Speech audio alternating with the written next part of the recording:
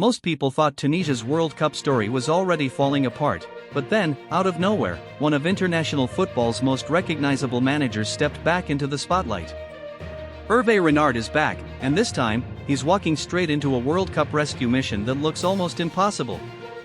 And trust me, this part matters, because Tunisia didn't just make a coaching change, they made a statement. Hey everyone, welcome back to Grid Report. I'm Henry, and today we're talking about the shocking return of Hervé Renard as Tunisia's manager for the remainder of the FIFA World Cup. Now, at first glance, this might look like just another mid-tournament coaching change. But here's where things get interesting. Tunisia came into Group F with hope, pride, and a chance to prove they belonged on the biggest stage. But after a brutal start, including a 5-1 defeat to Sweden, the pressure exploded almost overnight. Sabri Lamouchi was out, and Tunisia had to act fast. And instead of playing it safe, they turned to a man who knows African football, knows tournament pressure, and knows how to make underdogs believe again. Hervé Renard is not just any coach. This is the same manager known for his iconic white shirt, his intense sideline presence, and his history of turning national teams into dangerous tournament opponents. He won AFCON with Zambia. He won AFCON with Ivory Coast. He helped Morocco become more competitive on the global stage. And now, he's being asked to do something incredibly difficult: rescue Tunisia when the World Cup is already moving fast.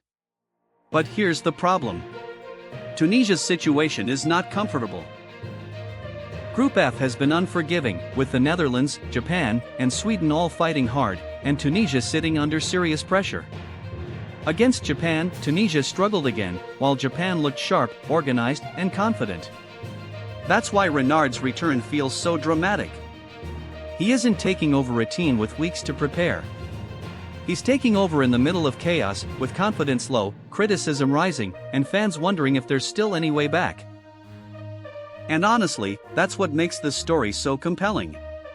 Because Renard's biggest weapon has never just been tactics. It's belief. He has built a reputation as the kind of coach who can walk into a dressing room and make players feel like the world has counted them out too early. But can that actually work at a World Cup, with so little time left? That's the question everyone is asking. For Tunisia, this is about more than one match. This is about pride. It's about avoiding a tournament collapse.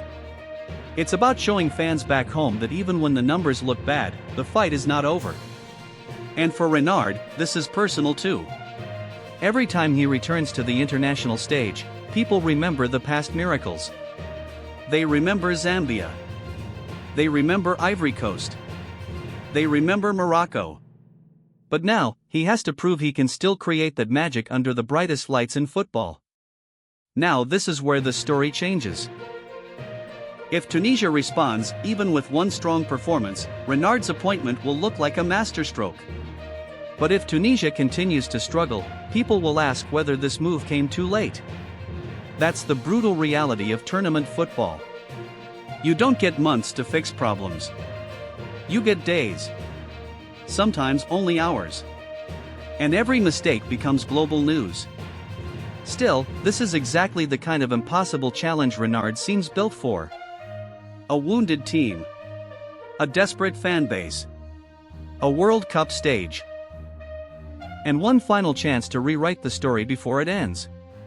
So the big question now is simple: can Hervé Renard bring Tunisia back from the edge, or is this comeback story already too late?